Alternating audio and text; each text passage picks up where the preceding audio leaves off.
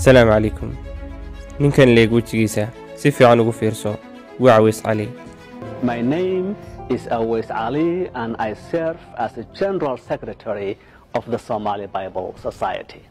Aweys Ali waa nin aad iyo aad u dhiibsada oraahda Soomaaliyeed oranaysa in aad Soomaali ahaato waa in aad Muslim ahaato. ninkani waa Soomaali Kiristana missionary ama diin faafiye waxa uu qayb ka yahay mashruuca gaalaysiinta dhalinta Soomaaliyeed mashruucan oo soo socday in ku dhow 2 qarni laga soo bilaabo tan iyo intii gumaystuhu yimid dhulka Soomaalida haddaba sida uu sheegay Aweys Ali waxa uu ku dhashay meel ka mid ah baadiyaha magaalada Muqdisho waxa uu qaatay diinta Masiixiyada sanadkii 1986 waagaas oo si daran u socday mashruuca gaalaysiinta Soomaalidu sababtayna in dad badan diinta ka baxaan qaataana diinta Masiixiyada haddaba waqtigan aynu joogno ayaaba ka daran waagaas oo farabaan lagu hayaa dhalintii Soomaaliyeed gaalnimada Aweys waxa uu dheer inuu yahay diin faafiye ama missionary aragti dheer iyo hamiyihiisa aroorba la soo toosa kaas oo aynu bulshooyinta Soomaaliyeed majority ka dhigo Kristan sida uu afkiisa ka sheegay waxa uu fudud inuu gaadho yoolkiisa sababtuna waa qabiilka dartii waxaad maanta arkaysaa gaalka qaniiska iyo dhiigacabka umada badan galaftin noloshoodii in lagu difaaciyo qabiil dartii marka laga yimaado taa qabiilka haddaba ninkan waxa uu la yimid qodobo kale oo uu ku gaari karo yoolkiisa si uu bulshooyinta Soomaaliyeed Kristan uga dhigo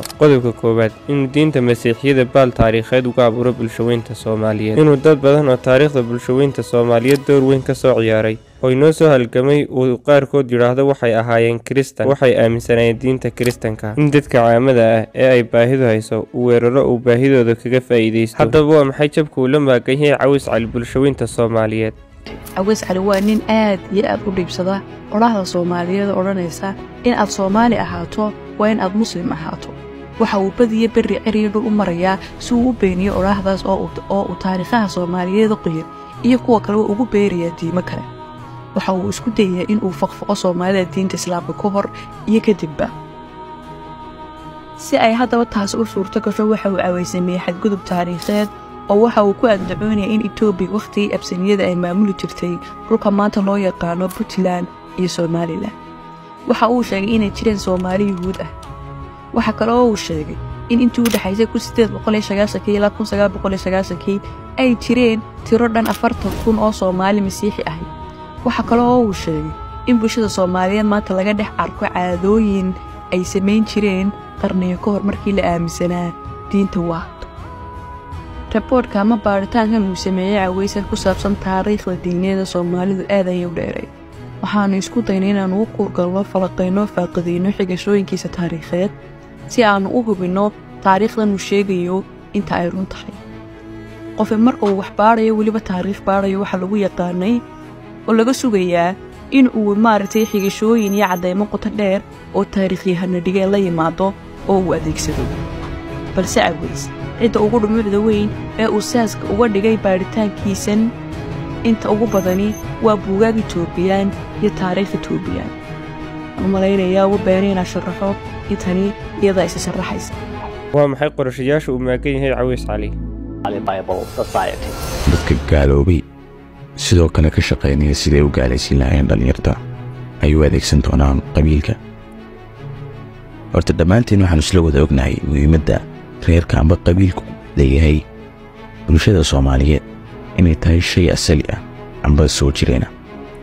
waxa taa qofka meedka ay kama maarmo tulkii waa tamaamada Soomaaliyeed tiraahda xabaalina xigta ka maarmo weydii iyo sidoo kale maamada habarka ah ee tiraahda shisheeye gudu sida awadeed inta reerka ka nool waxay ku maamusaan amba ku muunadeen kuwoodii dhintay suugaan iyo hawraar amba sheekooyin si aan loo ilaabin oo loo xasuusto magacyadooda sidoo kale waxa jirta maamaha tiraahda fiqi tulkii kama jana tago oo taasoo macnaheedu noqonayo qofka faqiih ah ee barta cilmiga fiqiga inaanu tulkii aakhir meel ka tagin ee uu jannada ama cadaabta halkay galaanba uu la gelayo taasoo aan aslan wax dhacaya aan ahayn aakhir ma kala tago laakiin ay tahay in de bomboonin iyo heerka uu ka gaarsiisan yahay qabiilku bulshada Soomaaliyeed taama halka laga yimaado iyo xaqjirnimada iyo gafka diinta lagu kacay waxa jira bulshada dhexdeeda shay qofku markuu reerka ku darsado uu ka sii mid ahaan karayo haddii aanu ku darsanaa uu reerka laga deyranayo oo qaadhaanka amba magtameerka taasoo ah insurance oo kale taasoo ka saacidaysa Soomaalida Kristaanka ah ee wali reerooda ugu sii jira boosaska qaadhaankana sii bixiya si fiicanna magta amba inshuuraska reerka uga qayb qaata inay si hagar la'aana u helaan ilaalada reerahooda. hadda ka hor baa waxaa dhacday 2015 wax magaca ma sheegina markaa qisada ma soo gudbinayna. 2015 nin ahaa Minister of Gospel ama wasiirka injiilka oo ah qof naftiisa iyo noloshiisa dhan u hibeeyey u adeegista barashada iyo sidoo kale dhigista iyo faafinta diinta Kiristaanka ay reerkiisa ugu yeedheen si uu caaqil ama hoggaan ugu noqdo. inkastoo aanu ka yeelin ama aanu ka aqbalin jagada loo soo bandhigay, haddana wuu uga mahadceliyey reerkiisa sida ay ugu garteen uguna maamuuseen jagada weyn ee ay u soo bandhigeen. sidaas ayaa mid kasta oo Soomaali Kristan ah aanay u bixiyaa qaadhaanka reerkooda si uu ammaan buuxa ugu dhex helo bulshada dhexdeeda. waxaa kaloo isna jira nin ka fadhiistay shaqada Minister of Gospel ama wasiirka injiilka kaasoo dhashay 1932 diinta Kiristaankana qaatay 1969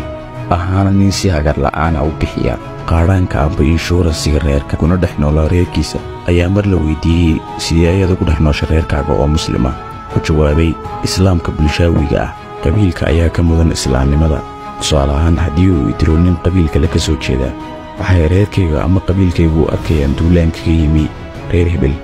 sidaa daraaddeed shay shakhsiyaaniga qabiilkaygu ima ilaalinayaan ee waxay ilaashanayaan sharaftooda ama milkahooda.